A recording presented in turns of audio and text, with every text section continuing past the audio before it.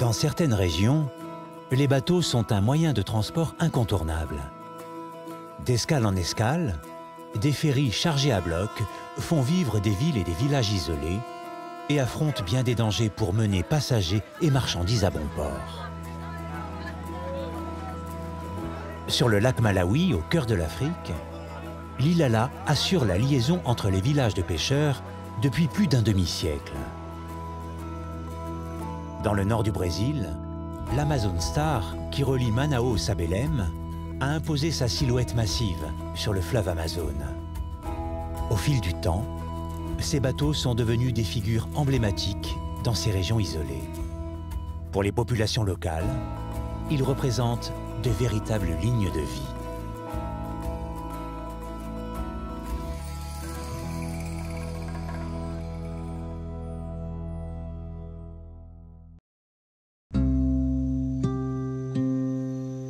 Avec ses 7000 km de long, l'Amazone est le plus long fleuve de la Terre. Sa largeur, sa profondeur et la puissance de ses courants font qu'aucun pont ni barrage ne le franchit sur des milliers de kilomètres. Sa démesure le rend unique, mythique. Depuis toujours en Amazonie, le fleuve relie les hommes. Aujourd'hui, il reste encore la meilleure et bien souvent la seule voie de communication. Tous les jours, dans le port de Manaus, les ferrys embarquent des centaines de passagers et des tonnes de marchandises. Les routes, déjà peu nombreuses, sont impraticables pendant la saison des pluies. Toutes les semaines, l'Amazon Star fait le voyage entre les villes de Manaus et Belém, distantes de 1600 km. Avec ses 12 mètres de large et 66 de long, l'Amazon Star peut embarquer jusqu'à 1200 tonnes de marchandises et 750 passagers pour un prix modique. C'est 300 réals jusqu'à Belém. Jusqu'à Belém. Mais avant d'y arriver, il y a 12 arrêts. Donc les prix varient. De Belém à ici, c'est moins cher. À bord, le receveur est responsable des colis que lui confient les commerçants de Manaus. Tous font confiance au bateau et à son équipage pour livrer leurs clients. Ici, en Amazonie, le fleuve, c'est notre route. Le bateau, c'est notre bus. Grâce à lui, on envoie le courrier et nos livraisons. On utilise le bateau pour envoyer les commandes jusqu'à Belém. On envoie toutes sortes de marchandises. Vêtements, nourriture, sacs. De tout, ça dépend. Une variété de choses qu'ils achètent ici à Manaus pour le revendre ailleurs. C'est un service important du bateau.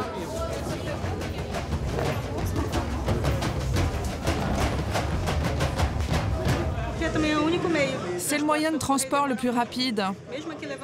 Sinon, c'est 8 à 10 jours par la route. D'ici, il faut prendre soit l'avion, soit le bateau. On a des avions, il y a des vols pour Belém. 2 vols par jour. Mais ce service est moins pratique, plus cher et moins accessible pour la population qui préfère le bateau. On n'a pas de route. Manaus est isolé.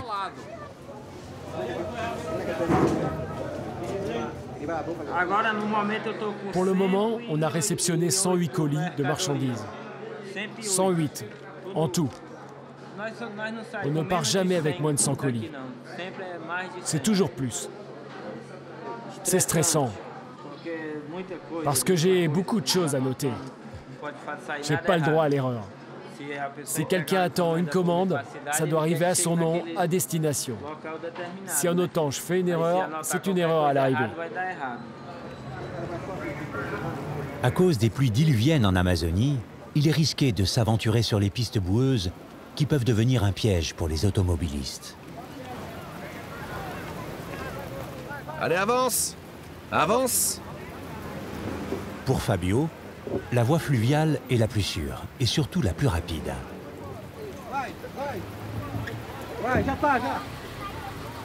Mais l'accès au quai ressemble à un parcours d'obstacles.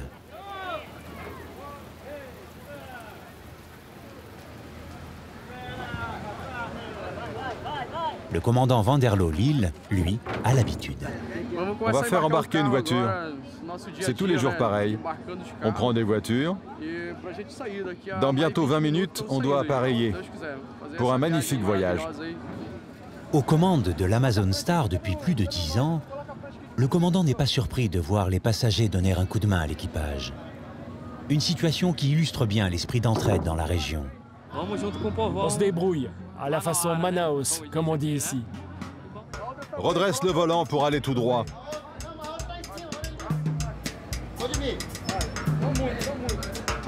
C'est mon premier voyage en bateau. Je vais découvrir cette expérience. J'ai un peu peur, mais la route 319 est en mauvais état. Il y a eu de fortes pluies. Ça ne passe nulle part.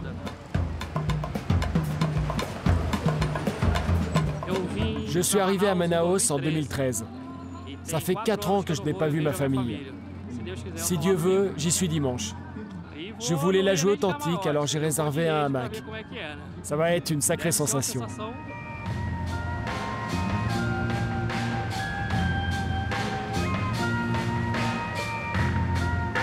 L'Amazon Star est un de ces navires que les Brésiliens surnomment les gaiolas, des bateaux-cages. Car le balancement des hamacs pendant la traversée rappelle celui des oiseaux en cage sur leur perchoir. Il faudra 4 jours à l'Amazon Star pour atteindre Manaus. Peu de passagers s'intéressent aux manœuvres de départ sur le pont, et c'est la Seleção, l'équipe nationale de football, qui assure le spectacle.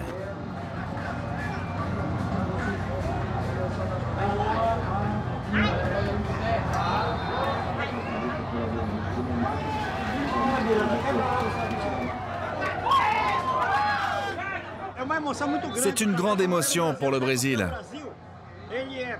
On est 5 fois champion. C'est dans le sang. C'est dans le sang, le foot. Le foot et le carnaval.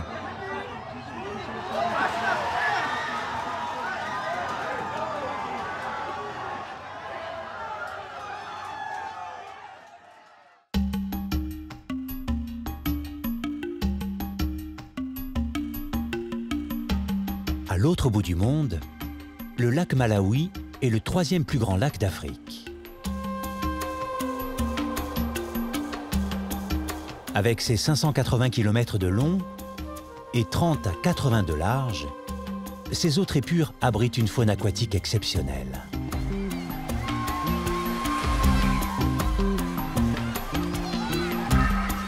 Plus de 800 espèces de poissons sont recensées. Le lac Malawi possède la plus grande variété de poissons au monde.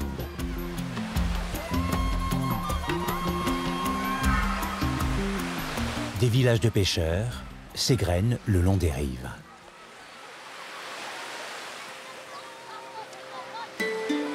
Monkey Bay, la baie des singes, est l'un des principaux ports desservis par la MSC, la Malawi Shipping Company. Ici, le mercredi est le jour le plus important de la semaine, le jour où le ferry accoste.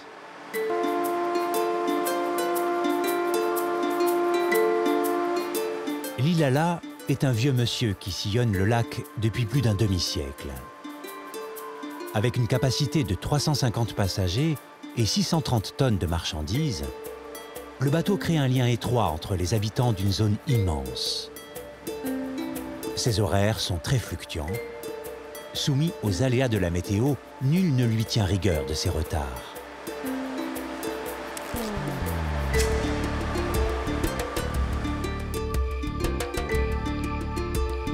À Monkey Bay, ceux qui sont venus de loin et qui n'ont pas les moyens de s'offrir une chambre d'hôtel ont dû patienter jusqu'à l'aube.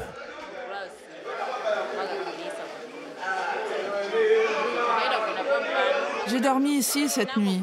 Ça s'est bien passé. J'ai fait le commerce du poisson. Je vais le revendre un peu plus loin. Le problème, c'est quand il y a du vent sur le lac. Quand il souffle fort, le retard s'accumule. J'y suis habituée. Mais ces retards, ça complique les affaires. La majorité des passagers sont des commerçants, des vendeurs de poissons, d'ex-agriculteurs et d'anciens pêcheurs reconvertis dans le commerce. Toutes sortes de marchandises sont chargées à bord de l'Ilala. Matériaux de construction, nourriture, biens de consommation.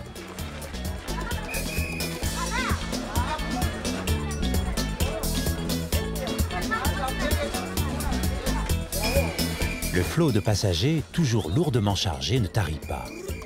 Les ponts et les coursives du bateau sont rapidement encombrés.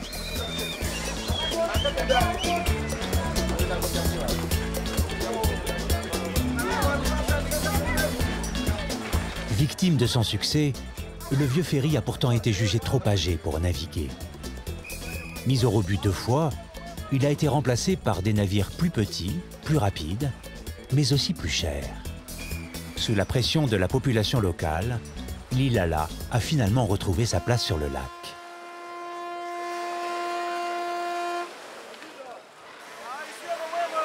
Le bateau quitte son port d'attache pour une nouvelle rotation.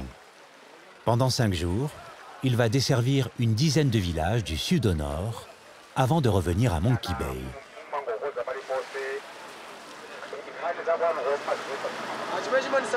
Je prends ce bateau depuis longtemps. Quand je suis né, le bateau était déjà là. Il est confortable et très bon marché. Je me sens bien dessus. Aucun bateau n'est comparable à lui. Aucun. L'Ilala a une excellente réputation. Les passagers se sentent en sécurité à bord et certains apprécient son confort. Car l'Ilala dispose d'une cuisine pour les classes éco, d'un bar et d'un restaurant réservé à l'équipage et aux premières classes. Ce bateau est sur le lac depuis si longtemps. Ce ferry est plus important que n'importe quel autre bateau. L'Ilala est tellement grand et propose toutes les classes. On vend des billets en classe économique, qui sont les plus abordables sur ce bateau. Juste au-dessus, on a une seconde classe. Ensuite, on a un pont en première classe. Et sur ce pont en première, on a une classe supérieure. Là, on a des cabines. C'est la classe la plus chère. Vous savez, ici c'est venteux presque tout le temps. C'est notre défi numéro 1. Notre second défi, c'est gérer nos clients. Certains d'entre eux essayent de frauder. C'est pour ça qu'on nous demande de faire la chasse aux tricheurs, de les ramener et les faire payer. Chaque semaine, 4 capitaines de la compagnie se relaient aux commandes du navire. Daniel Tassao Kanguya est l'un d'entre eux. Comme ses passagers, il est toujours ravi de retrouver son bateau. Vous savez ce qui est drôle? Quand je suis là, je me sens à la maison. Tout comme je me sens au travail. Tout au même endroit. Vous avez votre bureau. Derrière le bureau, c'est le bar. Vous descendez un étage. Le restaurant vous attend. C'est une vie magnifique. C'est seulement en cas de très mauvais temps que la vie change un peu. Mais ça n'arrive qu'une fois de temps en temps. Pas toujours. J'adore être là. Et la plupart des passagers adorent l'Ilala. C'est un bon navire pour rencontrer les habitants du Malawi. Moi aussi, je viens d'un village où l'Ilala fait un arrêt. Quand je veux revenir chez moi, j'ai juste à monter à bord pour rentrer.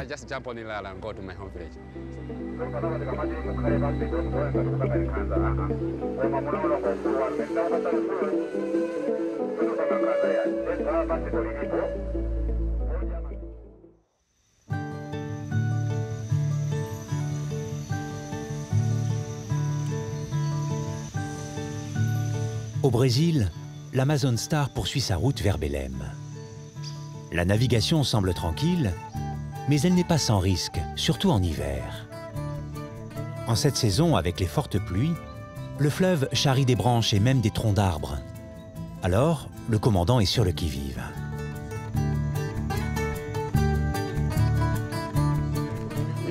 Ici, il faut faire attention. En ce moment, il y a énormément de bouts de bois. On doit être vigilant. Des fois, on les voit au loin. Il faut veiller à ne pas s'en approcher.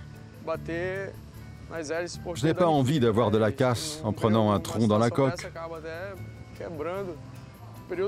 Par ici, c'est une région où il y a des hauts bancs de sable. On doit faire attention à la profondeur pour éviter que le bateau ne s'échoue. Si ça arrive, ça sera très désagréable parce qu'on va se mettre en retard.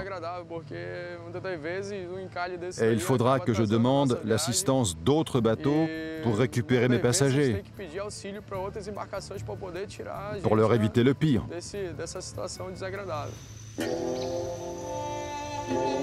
Van der Loo est à la fois le commandant du navire et le pratico, c'est-à-dire celui qui connaît chaque recoin du fleuve et chaque danger mieux que personne.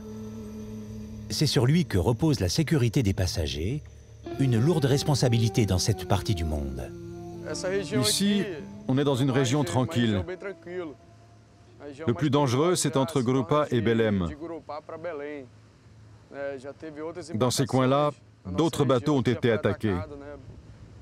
Il y a des pirates dans ces coins, et on a peur. Mais il n'y a pas que les pirates. Le fleuve Amazone est dangereux et les naufrages sont fréquents. La peur de couler dans une zone infestée de piranhas hante les esprits. Je me souviens d'une histoire qui s'est passée en 2002. Un bateau en bois a coulé à pic dans la baie Marajo. Un ami à moi, commandant de bateau, est passé à ce moment-là. Quand c'est arrivé, il n'a pas pu faire demi-tour pour porter assistance à l'autre bateau parce que le sien était déjà plein de passagers. Et il ne pouvait pas mettre ses propres passagers en danger. Il y a eu entre 16 et 18 victimes lors de ce naufrage.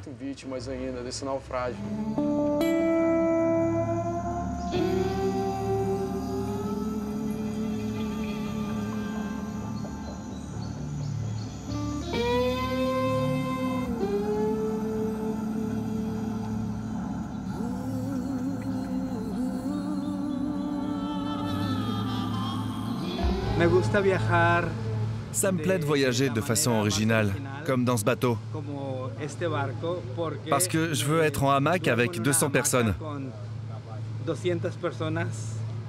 J'aurais pu prendre l'avion, dormir à l'hôtel. Mais si j'avais pris l'avion, j'aurais raté ça. Garça est un globe-trotter. Il s'est lancé dans une série de longs voyages les plus authentiques possibles. Pour lui, un périple sur l'Amazone, dans les mêmes conditions que la population locale, est une expérience incontournable. Le Brésil est incroyable. Parce que les gens sont très aimables. Quand je demande à prendre un cliché, on m'autorise d'un sourire. C'est la joie dans tout le pays. Je voyage depuis 15 mois et j'ai visité 100 pays dans le monde. Et j'aimerais les visiter tous. C'est important pour moi de découvrir le monde avec mes 5 sens. Avec la vue, le toucher, l'odorat, l'ouïe. Plus que de le voir à la télé. Pour moi, le monde est incroyable. Il n'est pas dangereux comme certains le pensent.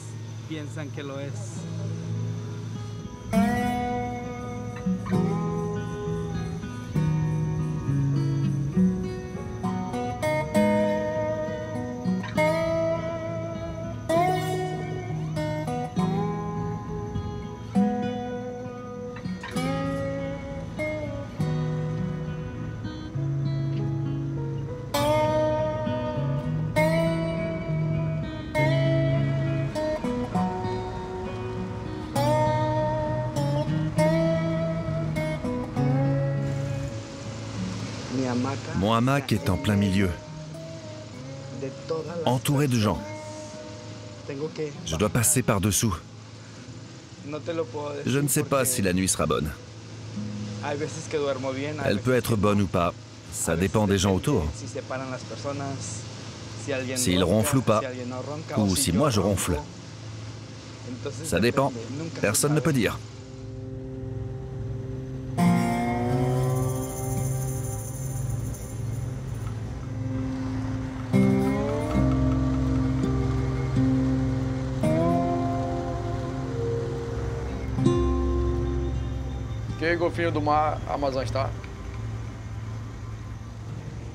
Je prends toujours le premier quart, de 18h à minuit. De minuit à 6h, c'est le tour du commandant en second avec 2 marins. Parce que c'est la partie de nuit où il faut être doublement attentif. Il reste à 3 parce que c'est l'horaire le plus difficile. Mais j'aime ça. C'est une belle vie. Ça fait 13 ans que je navigue sur l'Amazon Star. Je me suis habitué à voir le soleil se lever ou se coucher. Quand j'étais commandant en second, je profitais des lueurs de l'aube au lever du soleil quand j'étais à la barre jusqu'à 6 heures. On tombe amoureux de l'Amazonie.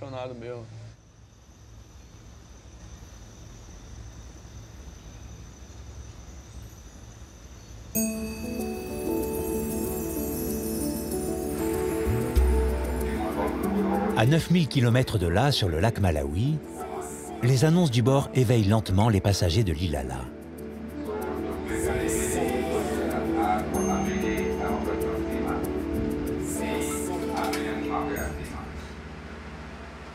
À l'aube du deuxième jour, l'Ilala s'approche de la ville de Makandjila qui jouxte le Mozambique sur la rive orientale du lac. Ici, pas de port, ni de quai, ni de ponton. C'est en chaloupe que les passagers seront amenés à terre. Les membres de l'équipage se tiennent prêts pour le débarquement.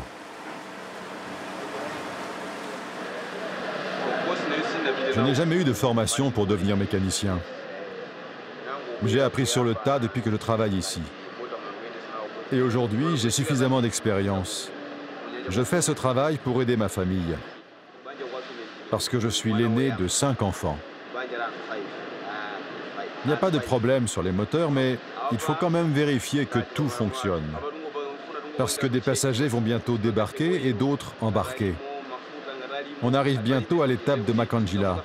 Même si les moteurs marchent, on les vérifie avant chaque arrêt. À bord, vérifier que le matériel est en état de marche est une priorité. Le vieux bateau n'est jamais à l'abri d'une avarie.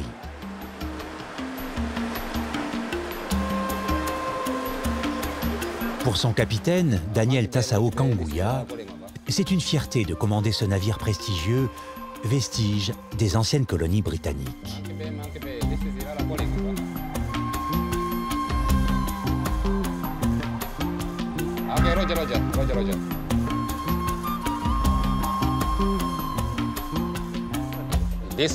Ce bateau a été construit en Écosse, à Glasgow, en 1949. Il a été remorqué du Royaume-Uni au Malawi et reconstruit au Malawi, ce qui a pris environ 5 ans. Et l'Ilala a commencé à naviguer sur le lac Malawi en 1955. C'est donc un vieux bateau avec de vieux instruments, ce qui le rend très difficile à manœuvrer. Voici la barre. C'est celle de 1949. Elle est d'origine et elle fonctionne encore. Ça aussi, c'est d'origine. C'est notre seule boussole. Si on la casse, on a un sérieux problème. On a des télégraphes. C'est ce qu'on utilisait pour communiquer avec la salle des machines. C'est le télégraphe d'origine du bateau. On le conserve ainsi parce que c'est du bronze et que c'est une pièce qui permet aux autres de voir comment c'était en 1949. L'Ilala est un peu comme un musée. Mais en cas de problème, tu peux remplacer une pièce par une autre. Il repart. Si le moteur ne marche plus, on retire l'ancien pour en remettre un neuf et il repart. Actuellement, les moteurs que nous avons ont été installés en 2014. À chaque panne sérieuse, on essaie toujours de le remettre en état. Je suis certain que si on l'entretient, ce bateau peut encore naviguer 40 ou 50 ans.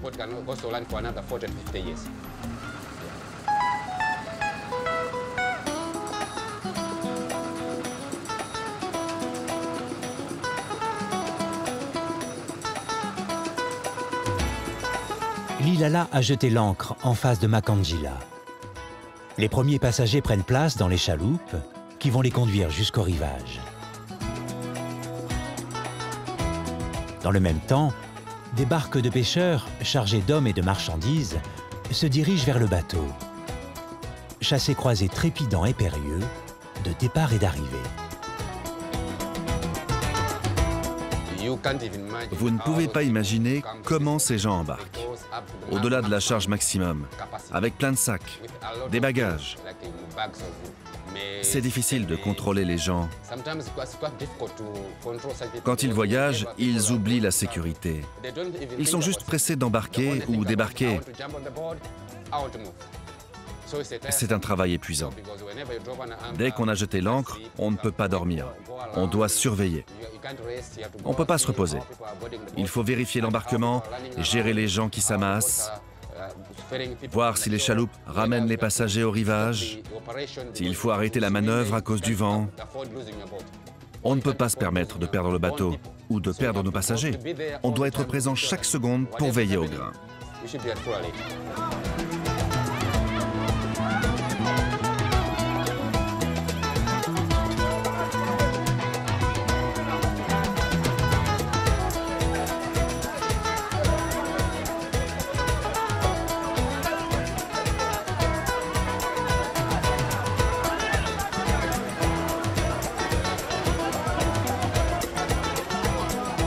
Des fraudeurs se glissent parfois dans les barques des pêcheurs et, profitant de la pagaille, se faufilent à bord sans payer leurs billets. Aujourd'hui, sur la quinzaine de villages desservis par le ferry, 3 seulement sont équipés d'un quai.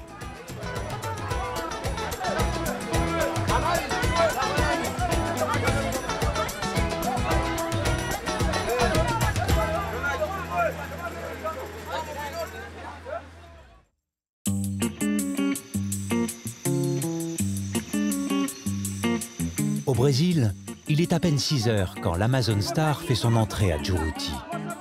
Une courte escale, le temps de débarquer quelques passagers avant de repartir. Banane, banane, pour la belle gosse. Sur le quai, les vendeurs proposent leurs petits déjeuners locaux. Les bananes de Juruti, la meilleure ville du Brésil. Par ici la banane. Il y en a encore. 5 réals. Qui en veut? 4 réals. Pour la belle gosse. Les vendeurs ingénieux pratiquent le système D pour vendre leurs plats au plus vite. Ils suspendent la nourriture au bout de leur perche et récupèrent l'argent dans des culots de bouteilles en plastique.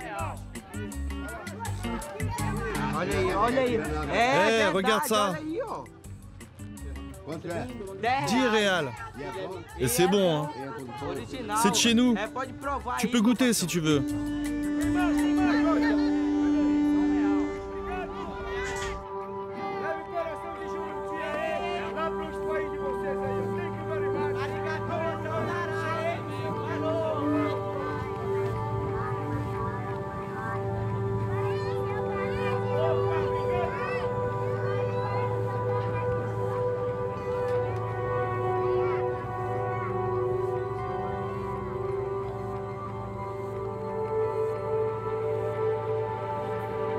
À chaque voyage, l'Amazon Star transporte près de 2 tonnes de marchandises. Les sacs ne sont pas contrôlés au départ et nul ne sait ce qu'ils contiennent.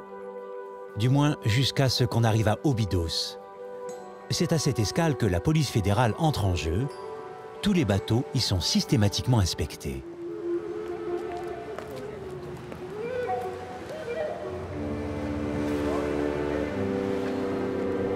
Leur mission, trouver des armes et surtout de la drogue. L'Amazonie est une plaque tournante du trafic de drogue et le fleuve est la voie royale pour la transporter. Les trafiquants tentent de passer entre les mailles du filet en disséminant de petites quantités dans les bagages des passagers qu'ils soudoient. Ils sont responsables de leur drogue. Ils ont peu d'informations sur le trafiquant et le passeur la donne à quelqu'un qu'il ne connaîtra que le jour même. Et s'il ne la donne pas, il vaut mieux qu'il disparaisse. Il y aura des conséquences. C'est soit la prison, soit la fuite. S'ils perdent la drogue, ils perdent la vie. Les bateaux sont passés au peigne fin, des cales, jusqu'au bagage des passagers. C'est une route de trafic. De Manaus à Belém, tout passe par ici. Ils vont où il y a beaucoup de bateaux. Et là, ils essaient de répartir la drogue. Elle est divisée sur différents bateaux, dans des petits bagages. Et ensuite, des gens prennent le risque. Le plus souvent, les passeurs sont des femmes avec leurs enfants. Elles profitent de ce type de trafic. Elles savent qu'avec des enfants, si elles ont de la drogue, elles n'iront pas en prison. Au tribunal, ils vont les libérer.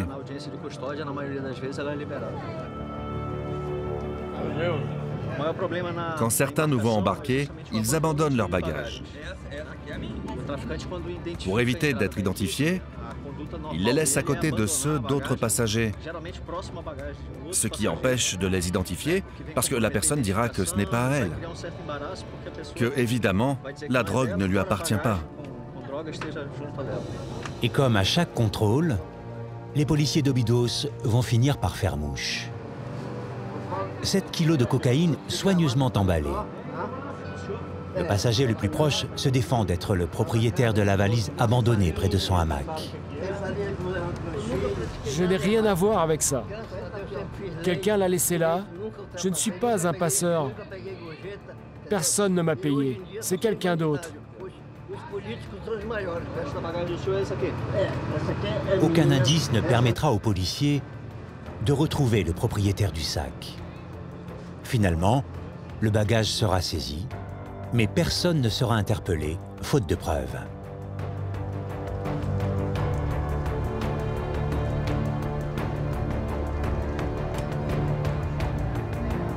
Après ce contrôle, l'Amazon Star peut poursuivre sa route. Le commandant descendra à la prochaine escale. On arrive au port de Santarém. On est à 40 minutes du port. Ça fait une semaine que je suis loin de chez moi. Être à la maison, ça n'a pas de prix. Après 60 jours, je vais prendre une pause de 2 semaines. C'est ça notre pause. 12 jours tous les 60 jours. Je suis content. Tout s'est bien passé. Super voyage.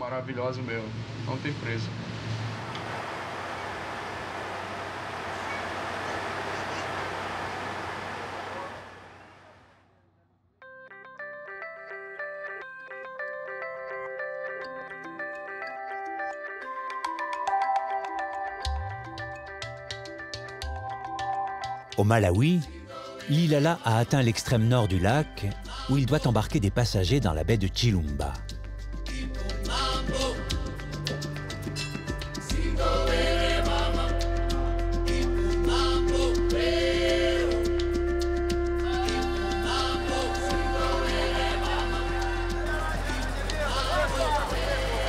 Au moment délicat du débarquement, un incident va irriter Georges Ebalong, chef de la sécurité. Dépêchez-vous! Dépêchez-vous! Un fraudeur a profité de cet arrêt pour sauter du navire et rejoindre le rivage à la nage. J'étais occupé ici. Et il y en a un qui est arrivé en courant de ce côté. Parce qu'il se cachait par là-bas. Et quand il a vu que j'étais occupé, il en a profité en une seconde pour courir de là-bas et sauter du bateau. Il ne voulait pas payer. Du coup, j'ai envoyé un bateau pour le corriger et le faire payer. Mais le fuyard a pris de l'avance sur la chaloupe. Il a déjà atteint le rivage sous les acclamations des villageois. C'était très difficile de le rattraper. On a perdu beaucoup de temps ici. Lui, il filait à la nage, pendant que le bateau revenait pour faire embarquer d'autres gens, avant de repartir pour le rattraper. Du coup, on l'a raté.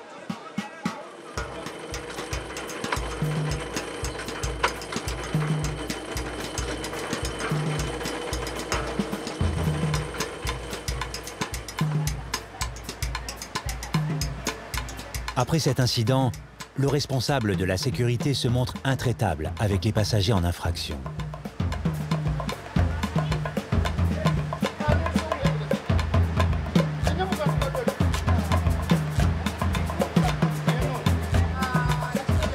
Rapidement, le ton monte avec un groupe de femmes sans billets qui lui tient tête.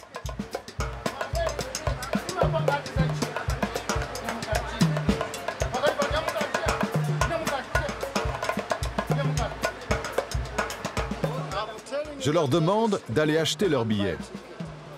Mais elles essayent d'esquiver. Du coup, je dois les obliger parce que c'est mon rôle. À aller acheter un billet. Et elles me répondent qu'elles ne veulent pas se lever parce qu'il y a trop de vent. Mais je leur répète d'y aller et d'acheter leurs billets.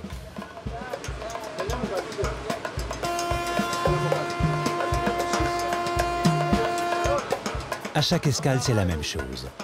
L'équipage doit non seulement contrôler ceux qui embarquent, mais aussi facturer un supplément pour les marchandises et les bagages encombrants.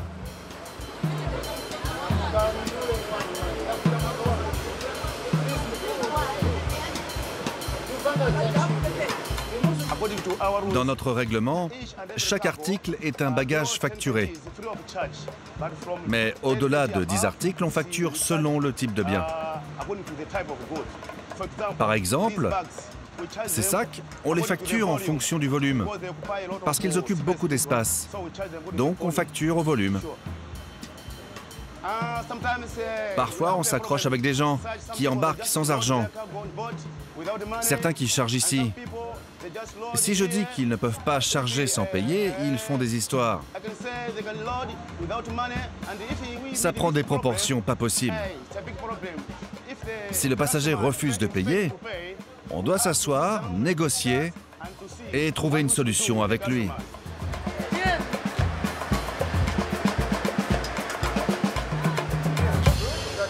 Chaque passager doit avoir son billet. Quand ils essayent de nous provoquer, on use de nos pouvoirs.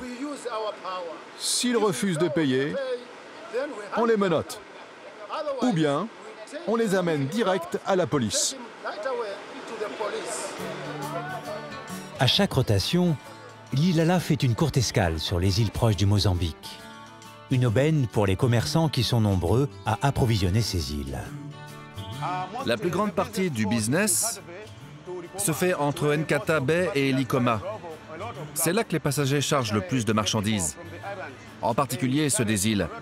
Ils amènent des articles du continent sur les îles pour les revendre. Habitué des traversées, Faya Holland vend ses marchandises sur l'île de Likoma. Là, c'est les légumes et les huiles de cuisine. On a aussi de la vaisselle et de la bière. Avec ça, on tient une semaine. C'est pour ça que je fais le voyage chaque semaine.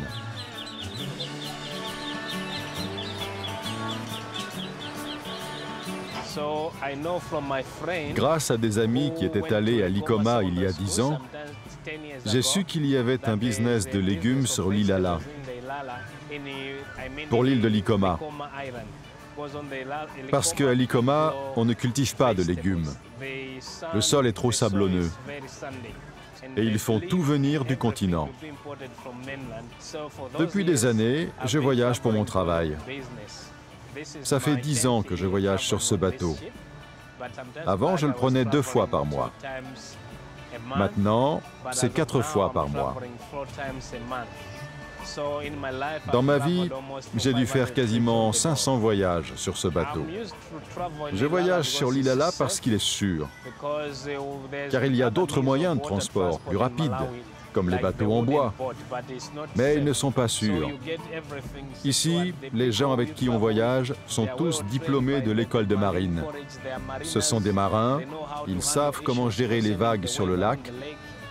Si vous faites un tour sur l'Ilala, vous verrez qu'il y a des gilets de sauvetage. Les gilets sont adaptés à la capacité du bateau. En cas d'accident, ils peuvent les distribuer à tout le monde.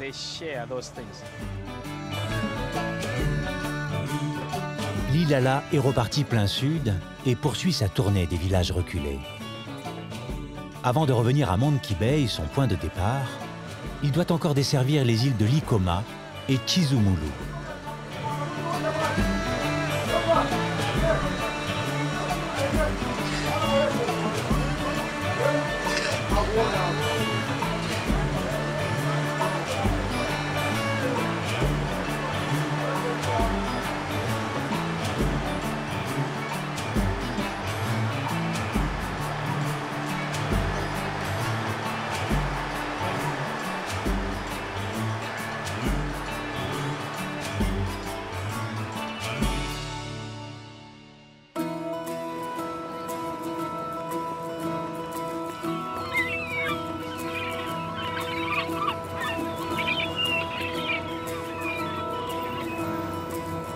Au Brésil, après une escale d'une nuit, l'Amazon Star s'apprête à quitter la ville de Santarém pour la dernière partie de son voyage. Ce matin, le bateau fait le plein de nouvelles marchandises et de nouveaux voyageurs. Je ne prends que le bateau. C'est le meilleur moyen de transport, parce que c'est le moins dangereux. Et j'y suis habitué. 35 heures de voyage encore avant l'arrivée. Chacun cherche la place la plus confortable possible. Je l'accroche là. Mais le plus haut. Ce n'est pas la meilleure place, mais on est arrivé en retard. On ne peut pas être l'un à côté de l'autre. On est les uns sur les autres. Moi, ça me plaît. J'ai grandi et été élevé sur les bateaux. J'ai beaucoup voyagé, j'ai été commandant. Mais maintenant, je ne suis que voyageur. Je connais quelques personnes sur le bateau. Et comme j'ai l'habitude, je reconnais les paysages et les endroits où on passe. Je le trouve très bien, ce navire. Vu qu'il est grand, on voyage dans de bonnes conditions. Le port de Santarém est, avec celui de Belém, le plus proche des États-Unis. Il accueille des navires transatlantiques qui, depuis le Brésil, exportent du soja vers le monde entier. Au fil de l'eau, le décor change. Les larges rives de l'Amazone se resserrent en rio tortueux, aux méandres de plus en plus étroits qui se faufilent au cœur de la forêt amazonienne. Les Brésiliens les appellent des igarapés. Pour qui ne connaît pas la route de Belém, c'est un véritable labyrinthe. L'équipage de 24 personnes veille au grain. Dans la salle des machines, le chef mécanicien assure la bonne marche du moteur.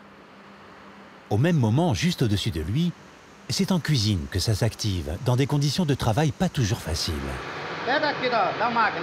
Les machines sont juste là. Le bruit nous rend sourds. C'est infernal. C'est l'enfer. Tout le monde en profite. C'est l'enfer, mais le bateau doit continuer comme ça jusqu'à Belém.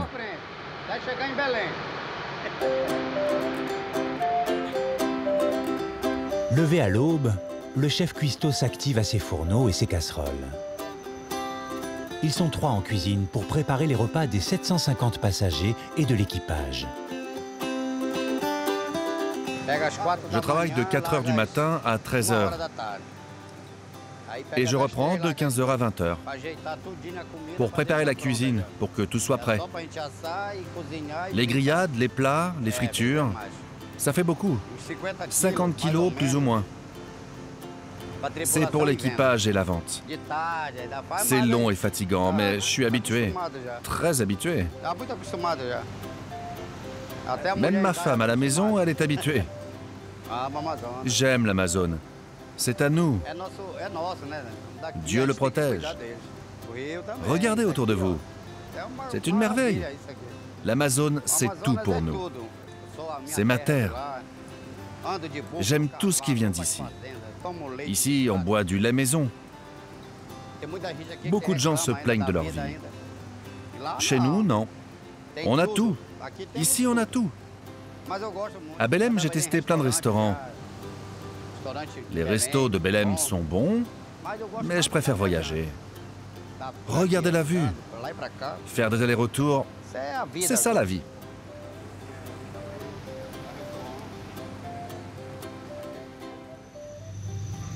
Aux alentours de la ville de Brève, les passagers assistent à un curieux spectacle. Les habitants de la forêt ont pris pour habitude de s'approcher du bateau avec leurs pirogues. Au mépris du danger, ils s'accrochent au navire en marche avec des cordes. Pour éviter les accidents, l'équipage est régulièrement obligé d'intervenir. Va-t'en!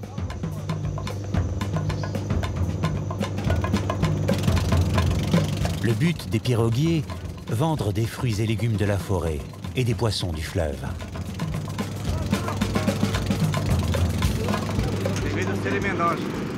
Ils n'ont rien à faire là. Les passagers de ce bateau représentent une clientèle pour nous. Personne ne leur demande de venir et de vendre leurs produits. Et en plus, ils peuvent demander beaucoup.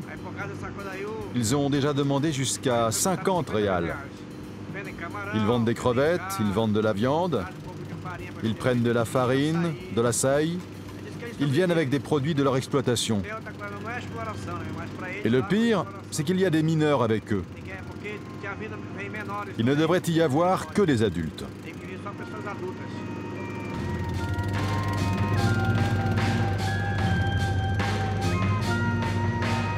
Après 4 jours de navigation, l'Amazon Star arrive à Belém, sa destination finale.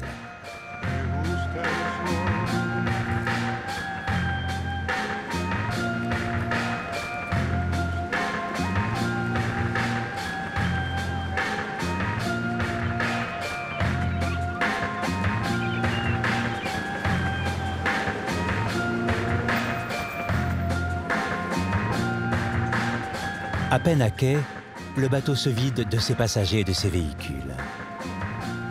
Les retardataires prennent leur temps avant de rejoindre leur famille, livrer leurs marchandises ou continuer leur voyage. Si les passagers ont atteint leur destination finale, le bateau, lui, n'en a jamais fini.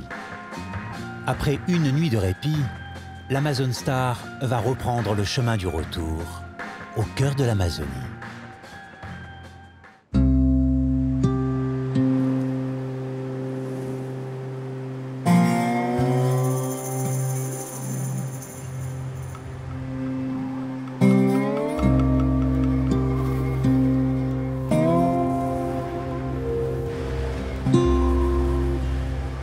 Alors que l'Amazon Star est arrivée à destination, l'Ilala navigue encore sur le lac Malawi. Le temps se gâte.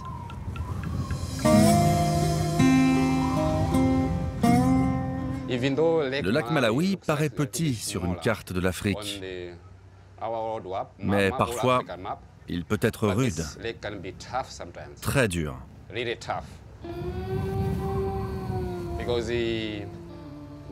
On a dû affronter ce qu'on appelle les grands vents. Ce sont des vents qui soufflent dans une direction, très souvent. Sur le lac Malawi, on a des vents de nord-est, des vents d'est et des vents du sud-est. Et parfois, c'est dur. Des fois, on va à certains endroits, on descend l'ancre, on sort les chaloupes pour amener les gens à terre et en ramener. Avec ces vents, c'est dur de ramener des gens du rivage avec les chaloupes. Mais sur le bateau, ça va. Quand le vent du sud-est se lève, c'est un des plus puissants. Et parfois, on ne peut même plus naviguer sur le lac. Parce que ces vents peuvent générer des vagues de plus de 6 mètres.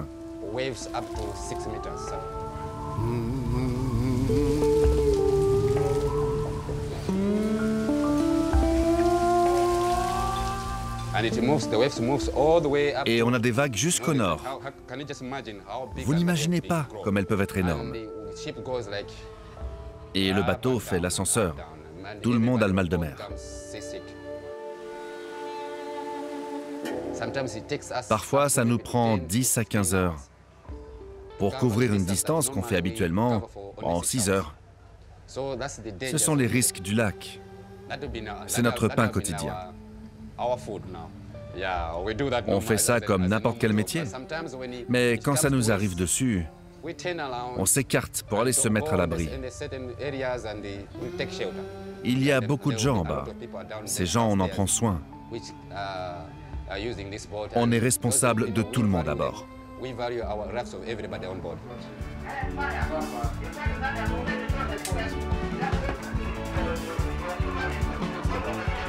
Sur les eaux du lac Malawi ou sur l'Amazone, assurer le transport, la sécurité et le confort des passagers est au cœur des préoccupations des compagnies de ferry. Des régions les plus reculées d'Afrique aux villes isolées d'Amazonie, l'Ilala et l'Amazon Star participent activement au développement économique d'une zone immense. Pour les populations locales coupées du monde, ces ferries qui ont imposé leur silhouette dans le paysage sont devenus indispensables. Ils rassemblent les familles, apportent leur lot de marchandises, permettent aux hommes d'échanger, de partager et de vivre. Ces ferries sont leur ligne de vie.